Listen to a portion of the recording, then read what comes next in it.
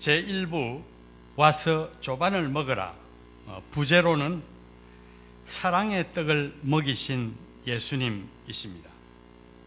21장 2절과 3절을 보십시오. 시몬 베드로와 다른 6 제자들이 갈릴리에서 고기잡이를 하고 계십니다. 왜 그들이 떠났던 이 갈릴리에 다시 와서 다시 어부처럼 고기를 잡는 형편이 되었는가 하는 것입니다. 그들은 사실 3년 전 베드로의 그 만선의 기적을 눈으로 보고 그 이후로 주님을 따랐던 사람들입니다. 그 이후 3년간 예수님과 동행하면서 엄청난 기적을 목격했습니다. 우리 요한복음에는 7개의 기적만 나와 있지만 20장 30절에 보면 그 외에도 하늘이라도 담을 수 없는 많은 기적들을 예수님께서 행하셨다고 그러고, 복음서를 이렇게 잘 읽어보면 약 40개의 기적들이 기록되어 있습니다. 그들은 이 기적을 목격한 사람들입니다. 또 그들은 우리 예수님을 왕 삼으려고 막 몰려드는 수천 수만의 군중들도 보았습니다. 그래서 그들은 그들 간에 서로 누가 크냐 하고 다투기도 했습니다. 그런데 그들의 문제는 예수님께서 가르치시는 십자가와 부활에 대해서는 그렇게 큰 관심을 가지지 않았다는 것입니다. 요즘 말로 그런 말이 있죠. No pain, no gain. 그런 마음으로 그냥 근성근성으로 들었습니다. 대망의 날 6월절, 그들은 6월절 날 예수님이 왕 되실 줄 알았습니다. 그 전날 밤에 주님께서 수건을 허리에 두르시고 그들의 발을 닦아주셨습니다. 그리고는 포도주와 떡을 떼어주시며 이것은 내 피와 살이라고 말씀하시고 나누어 주었습니다. 그때만 해도 그들은 그것이 무엇을 뜻하는지 확실히 몰랐습니다. 이튿날입니다. 주님은 왕이 되는 대신에 체포되고 종교 지도자들과 로마의 권력자들의 손에 넘겨지고 결국은 십자가에 처참하게 달려 돌아가셨습니다. 이제 다 끝이 났습니다. 그들이 더 이상 소망을 가질 수가 없습니다. 그런데 그것으로 끝이 난 것이 아니었습니다. 사흘 후에 주님이 부활하셨다고 막달라 마리아가 부활의 소식을 전했습니다. 그리고 바로 그 이튿날, 그리고 8째 날 또 주님께서 다락방에 나타나셔서 친히 자신을 보이시고 그들에게 평강을 주셨습니다. 그러나 그들은 주님의 부활을 기뻐해야 하는데도 기뻐할 수 없는 이상한 형편에 놓이게 되었습니다. 왜 그랬습니까? 그들은 주님이 붙잡히시는 날 밤에 다 도망갔습니다. 그 중에서 베드로는 자신의 안전을 위해서 예수님을 3번이나 부인했습니다. 그들은 예수님의 부활을 기뻐하기보다도 얼굴 보기도 민망할 지경이 되었습니다. 그래서 고향으로 돌아가 이제 갈릴리 바다에서 그물을 던질 수밖에 없었습니다. 모든 것에 실패하고 이제 현실로 돌아가서 고기를 잡는 옛날 직업으로 돌아가서 그물을 던져야 하는 어처구니 없는 첫날 밤을 생각해 보십시오. 그 밤에 베드로의 마음의 고통을 우리는 어느 정도 상상할 수 있을 것입니다. 세상은 항상 그의 편이 아니고 그의 적이 되었습니다. 또 사랑하는 예수님을 위해서 무언가 좋은 일을 하고 싶은데 좋은 일 대신 예수님을 부인하게 된 자신의 연약한 모습을 보게 되었다는 것입니다. 얼마나 베드로의 마음이 비통했을까 우리는 상상할 수 있습니다. 그런 베드로의 마음을 우리는 어떻게 표현합니까? 절망이라고 하는 단어로 표현합니다. 오늘 저녁 그는 그 마음에 있는 절망 그리고 비통감을 어떻게 육신을 통해서 무언가를 하면서 극복해 보려고 발버둥을 치는 마치 소금에 던지던 물고기와 같이 발악하는 베드로를 우리는 오늘 말씀에서 볼 수 있습니다. 그러나 그의 내면은 싸늘한 갈릴리 바다처럼 차갑고 슬펐습니다. 슬픔과 갈등 속에서 한밤을 열심히 수고했습니다. 그러나 그 열매가 무엇이라고 성경은 말합니까? 빈 그물이라고 성경은 말하고 있습니다. 이런 베드로가 사실은 우리들의 현실의 모습입니다. 외로움과 무력함과 무가치에 시달리고 있는 삶을 살아가고 있다는 것입니다. 인생은 고독의 밤을 지납니다. 왜냐하면 그것이 우리가 가진 인생이기 때문입니다. 우리는 이를 이겨보려고 무던히 노력합니다. 연약함을 가려보려고 물질과 명예의 그물을 힘껏 던져보기도 합니다. 때로는 사랑과 종교의 그물을 살며시 내려보기도 합니다. 그러나 현실은 어떠합니까? 마치 구멍난 그물처럼 그 안에서 아무것도 발견할 수 없습니다. 그것이 인생입니다. 공허와 좌절만 남을 뿐입니다. 왜 우리 인생이 실패와 좌절의 연속인가 하는 것입니다. 또 이 질문을 우리 스스로에게 할 수밖에 없습니다. 이로 인해서 인간들은 많은 것을 창조해내기도 했습니다. 학문이라고 하는 것을 만들었습니다. 심리학, 철학, 사회학, 이 모든 것들이 이러한 고민에서 출발합니다. 또 이것을 현실적으로 커버해주기 위해서 의학이나 심령과학이나 종교학 등을 만들기도 했습니다. 문제는 인간 스스로 이 문제의 해답을 발견하고 해결할 수 없다는 데 문제가 있습니다. 그 해답은 우리를 창조하신 하나님께만 있습니다. 왜냐하면 하나님께서 창조주이시기 때문입니다.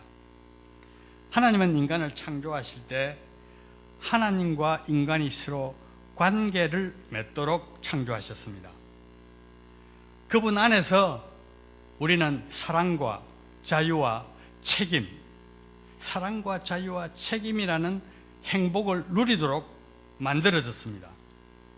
사랑과 자유와 책임은 결코 의무나 짐이 아닙니다. 행복입니다. 그런데 아담은 인간을 말합니다. 히브리 말로 아담이라는 말과 인간이라는 말은 똑같은 말입니다. 아담의 이를 거부하고 스스로 고아가 되었습니다. 아담 이후에 신락원이라고 하는 이곳에 태어난 모든 인간은 분리 고독을 타고납니다. separation anxiety라고 하는 것을 타고난다는 것입니다. 겉으로 보면 예외가 있는 것 같습니다. 그러나 가슴에 손을 얹고 가만히 생각하면 이 땅에 어느 누구도 예외가 없습니다. 그러므로 우리는 어떤 사람도 부러워할 필요가 없습니다. 모든 인간은 외로움과 알 수 없는 속복과 무가치에 시달리면서 살고 있다는 것입니다. 그리고 그 마지막 열매는 심판입니다. 우리에게 더 큰 문제는 우리 스스로 이 하나님과의 관계를 다시 회복할 수 없다는데 더 큰 아이러니가 있습니다. 그 부분은 하나님의 주권적 영역이기 때문입니다. 그러나 하나님은 우리를 내버려 두시지 않습니다. 하나님은 우리를 사랑하십니다. 하나님께서 하나님의 때에 이 땅에 오셔서 이를 해결코자 계획하셨습니다.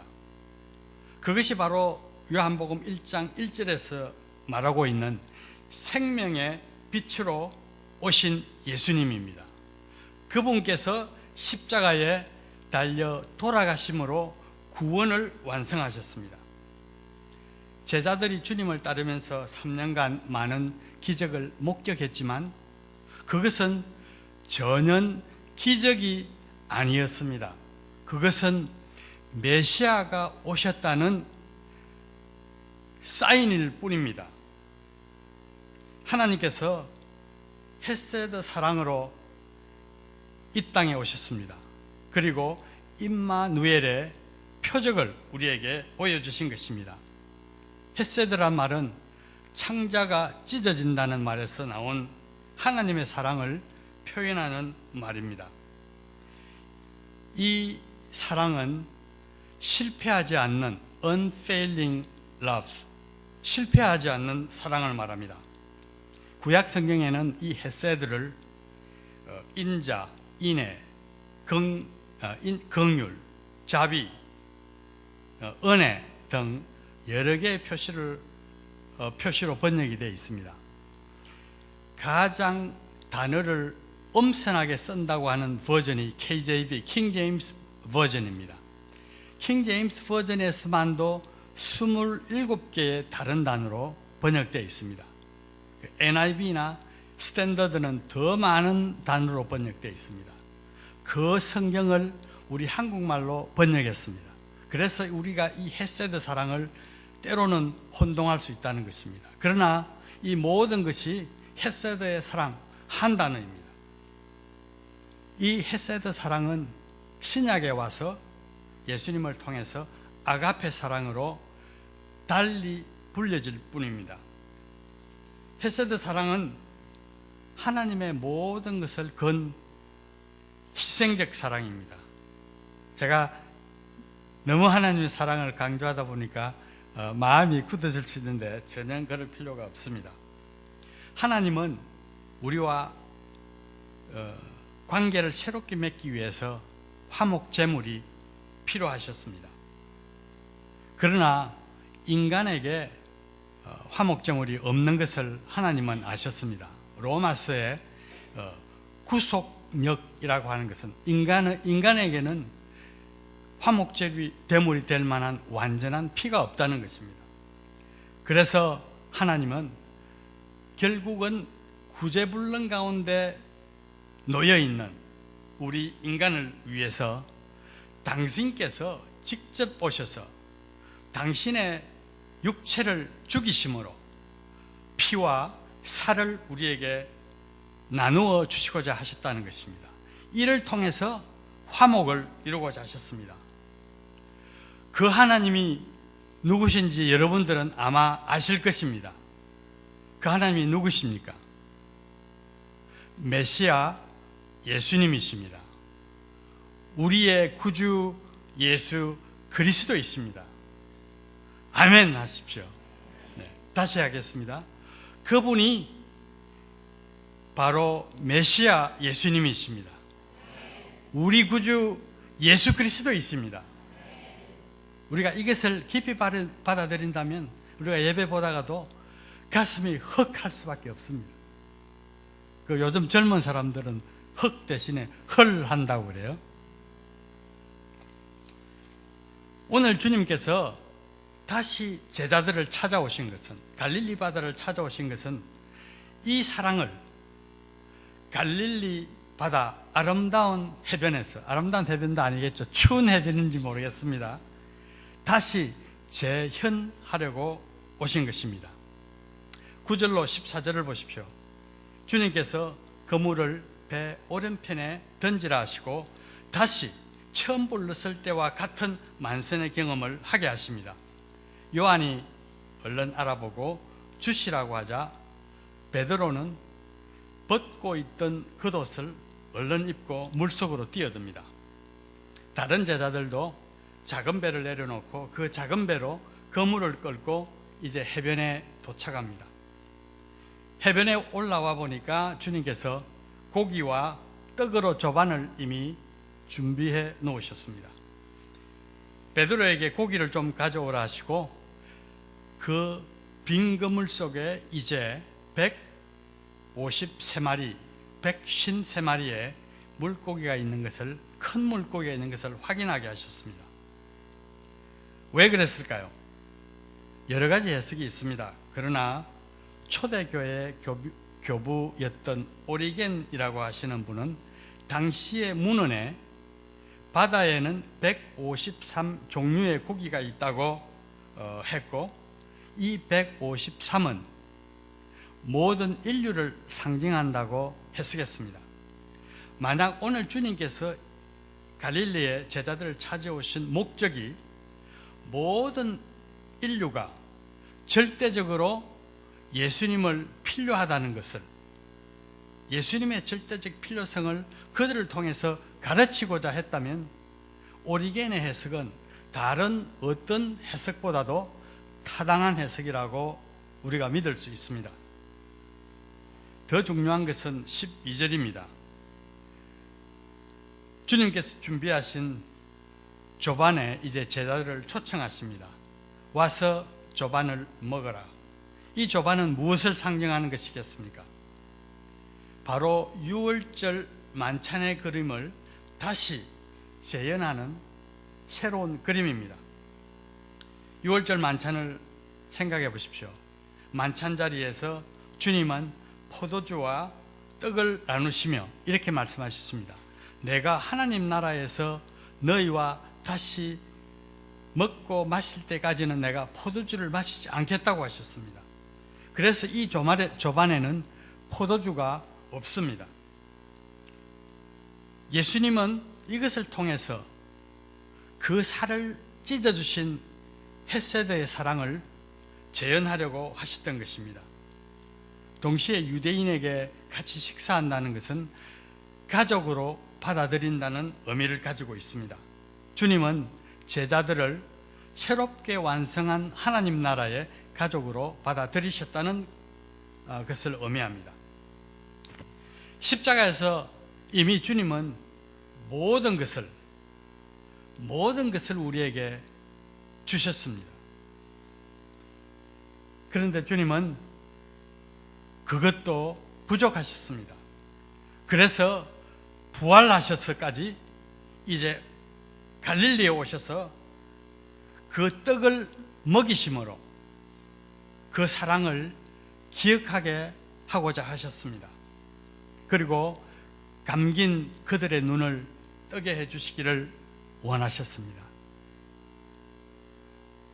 왜 티끌 같은 우리를 하나님께서, 예수님께서 왜 이렇게 사랑하실까요?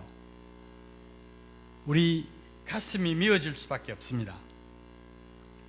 그러나 예수님은 우리를 사랑하시는 분이 아니십니다.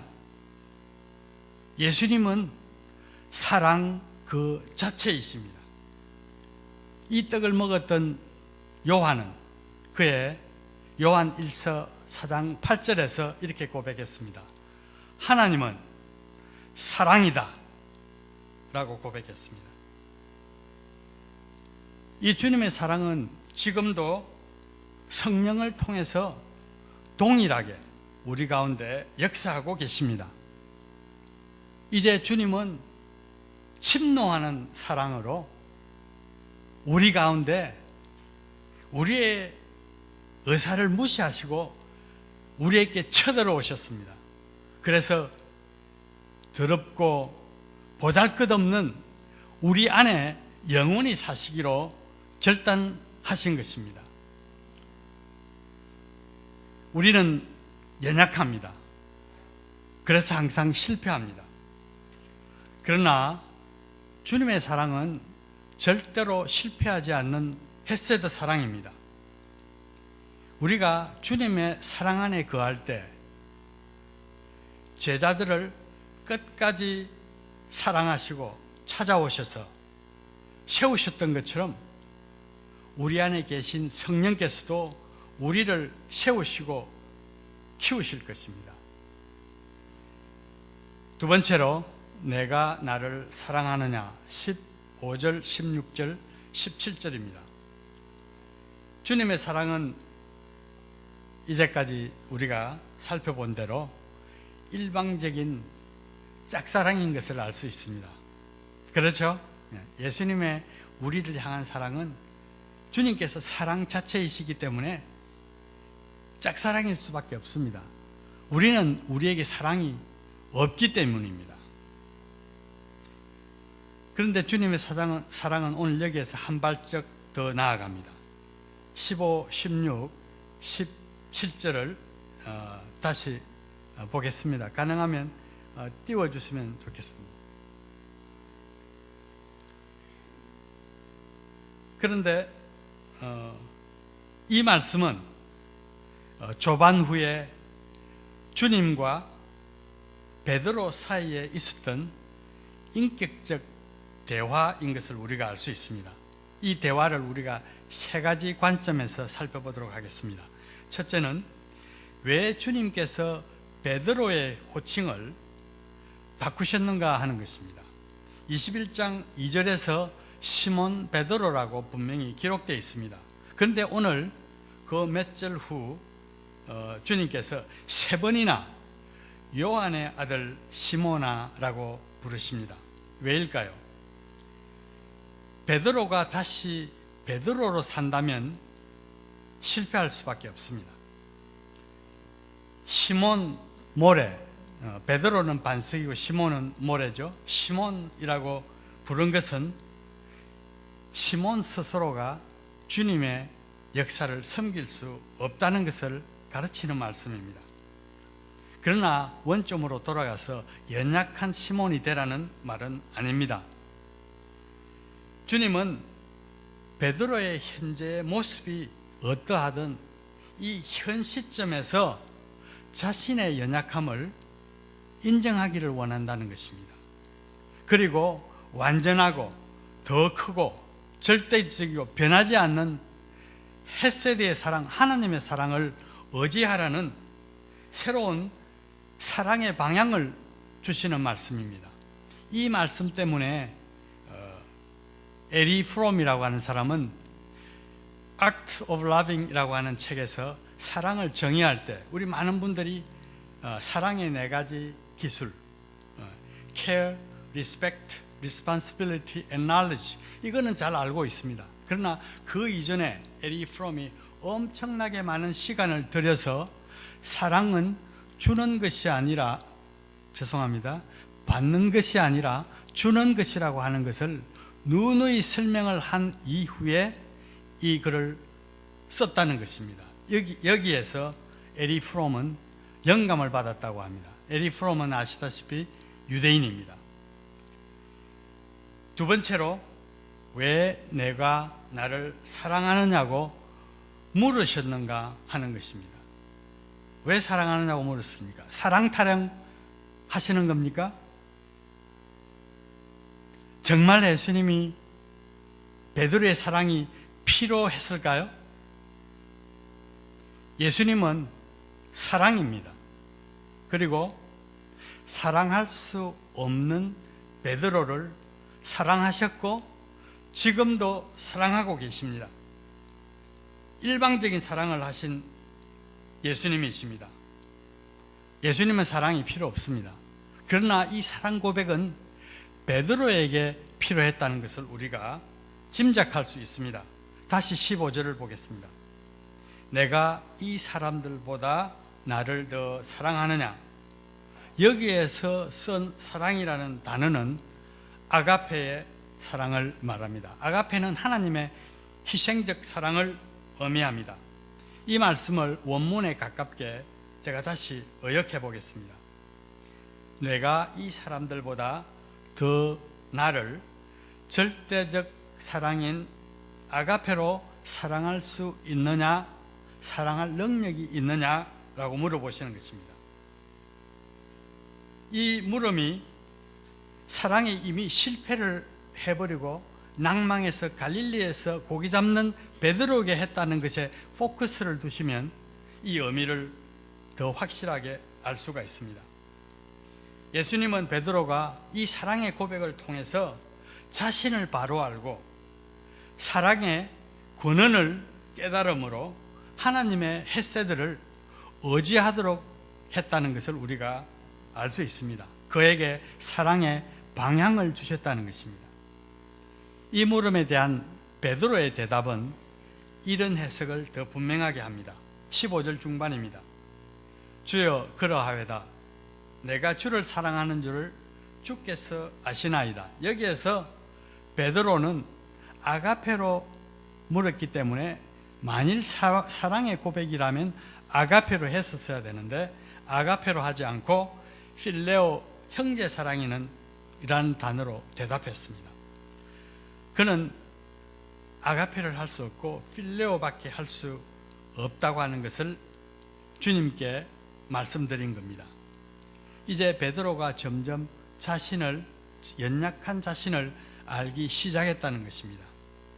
그리고 16절은 15절의 대화를 한 번 더 굳혀주는 것입니다. 그런 이유로 주님께서 다시 아가페로 물으면서 확인을 합니다. 내가 아가페로 나를 사랑할 수 있느냐?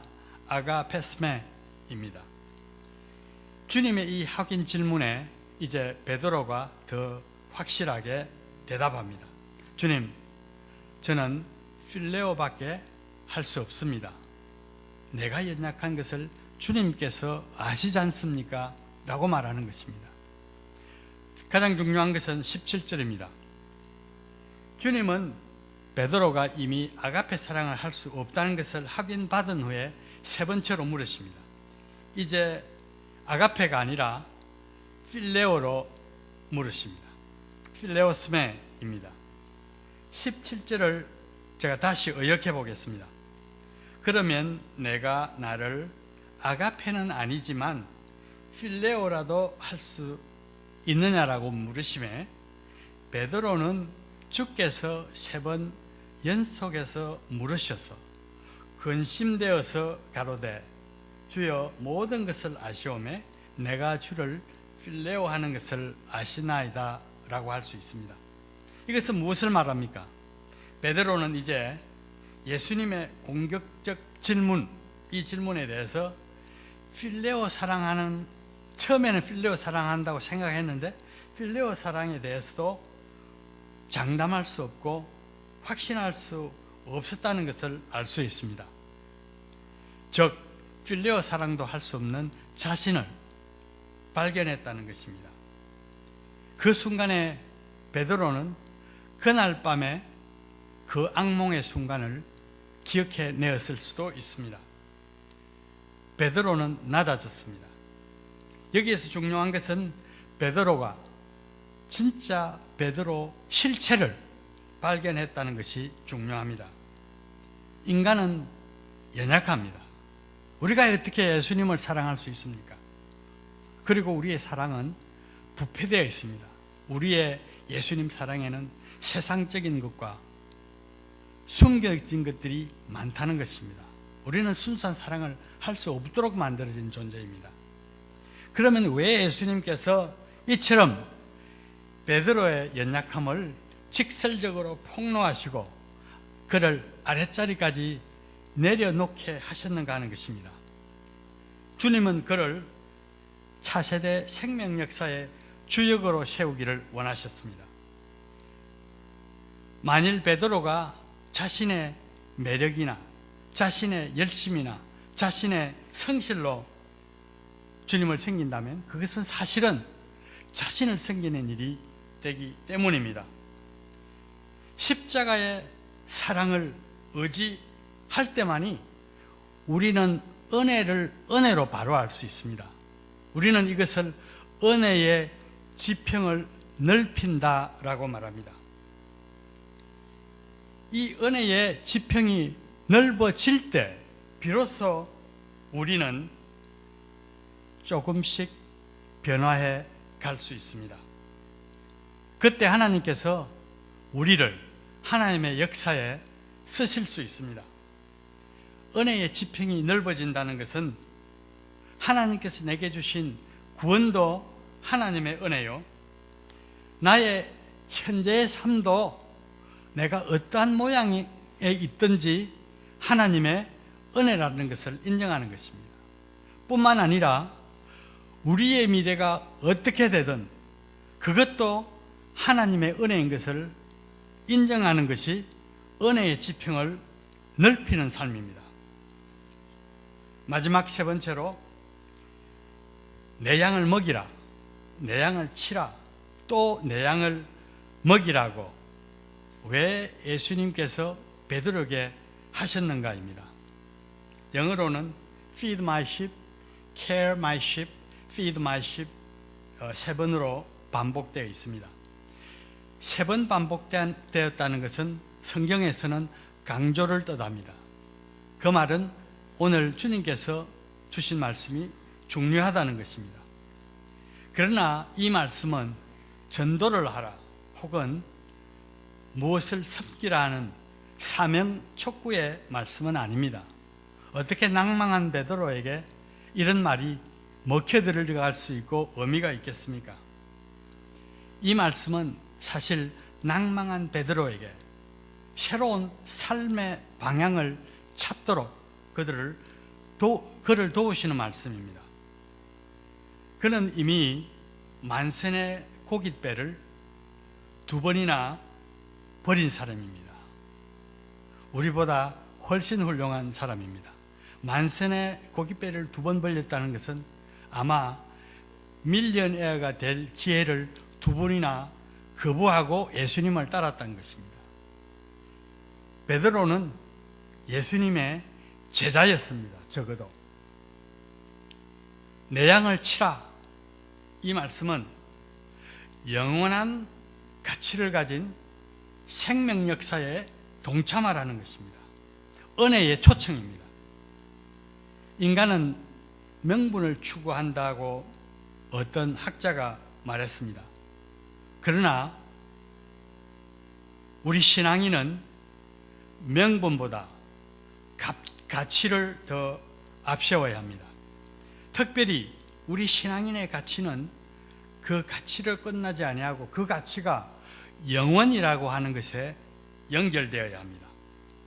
직분보다 더 중요한 것은 직분이 주는 가치입니다.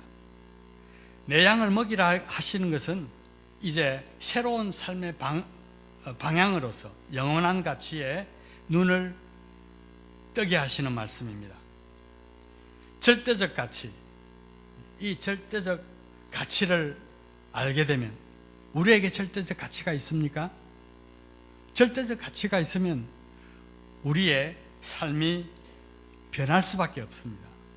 절대적 가치를 받아들인 사람이라야 자기 부인이라고 하는 말의 낱말의 뜻을 이해하게 됩니다. 그리고 자기 부인의 삶을 사는 시작에 들어갈 수 있습니다. 그때 우리는 십자가도 질 수 있습니다. 가볍게 질 수 있습니다. 왜냐하면 주님께서 주신 멍에는 가볍다고 했습니다. 무겁다고 느끼시는 것은 아직까지 내 십자가를 지고 있기 때문입니다. 주님은 분명히 주님이 주신 멍에는 가볍다고 하셨습니다. 왜냐하면 가치는 또 의미는 세상의 무게나 무의미의 무게보다 훨씬 더 무겁기 때문입니다. 어떤 분이 이 말씀을 좀 쉽게 설명하기 위해서 할아버지와 손자 이야기를 했습니다. 1살 된 아이의 몸무게가 얼마나 되는지 혹시 아십니까? 예, 제가 정확하게 몰라서 인터넷도 찾아보고 어제 저희 집사람에게도 물어봤습니다. 약 15파운드에서 20파운드가 된다고 합니다. 20파운드의 돌을 제가 어느 분에게 들고 있으라고, 계속 들고 있으라고 하면 아마 저와 원수가 될 겁니다. 그리고 그걸 벌로 여길 겁니다. 20파운드 그렇게 적은 것은 아닙니다. 그러나 그 20파운드가, 여기 할아버지 되신 분도 있고 그렇지 않으신 분들도 있겠지만, 만일 내가 사랑하는 첫 손자라고 해봅시다. 그 20파운드가 결코 무겁게만 느껴지겠습니까?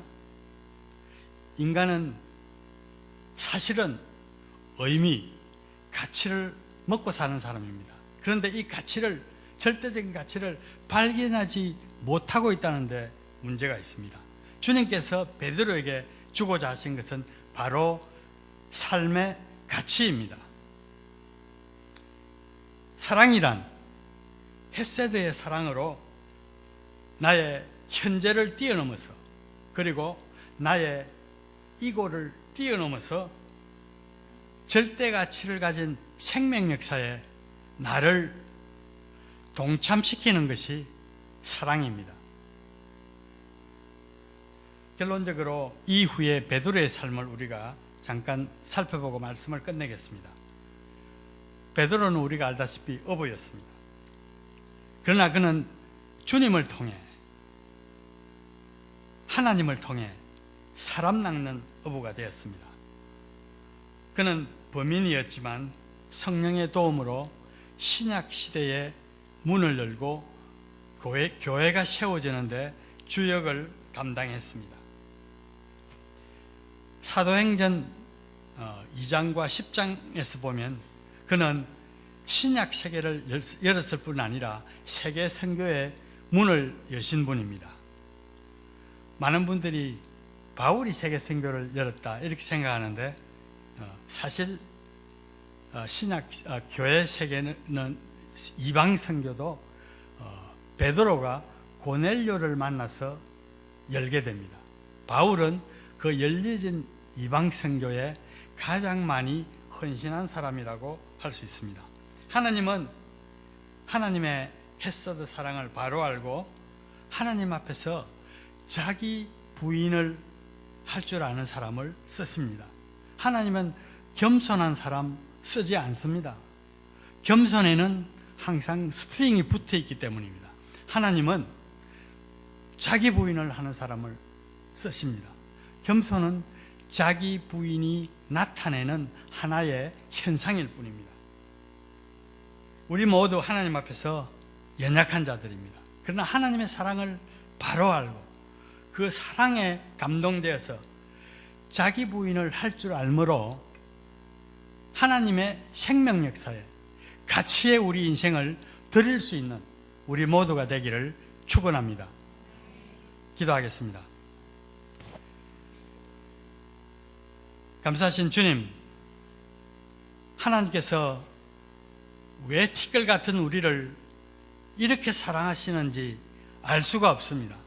그러나 이 사랑을 하루하루 말씀을 통해서 알게 도와주시옵소서. 또 이로 말미암아 짧은 또 연약한 우리를 하나님의 역사에 쓰임받고 가치에 투자하는 값진 인생으로 살 수 있도록 저에게 은혜 주시옵소서. 예수님 이름으로 기도합니다. 아멘.